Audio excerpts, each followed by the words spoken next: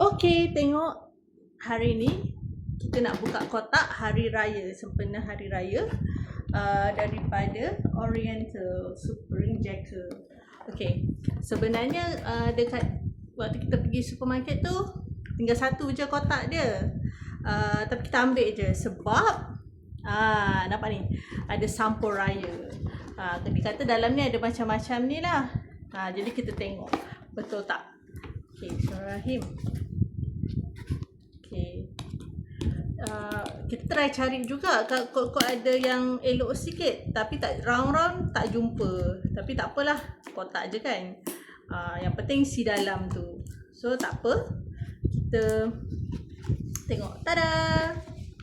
Cing. Okey. First ada terbalik. Jacker. Lepas tu ada rota. Rasa udang. Kemudian ada dua. Jacker rasa barbecue dengan hot and spicy. Okay.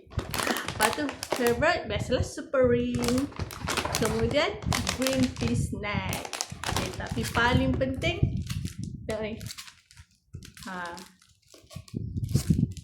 Sampul raya saya nak buka. Sampul raya. Tada!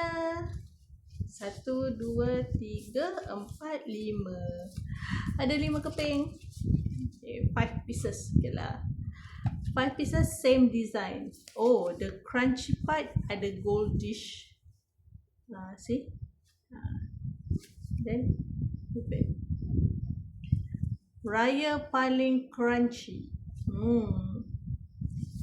Then at the back, ketupat rendang lauk tersedia. Snack crunchy oriental dihidang bersama. Supering dan Jacker penambah ceria. Lebaran meriah penuh bahagia. Okey lah, cantik. Kita suka. Okey.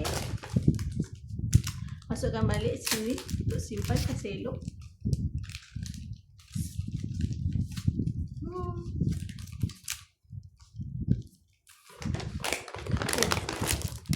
Ini semua.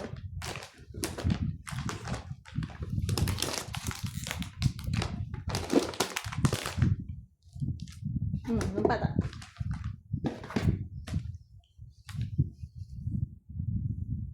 Okay, bye. Allah.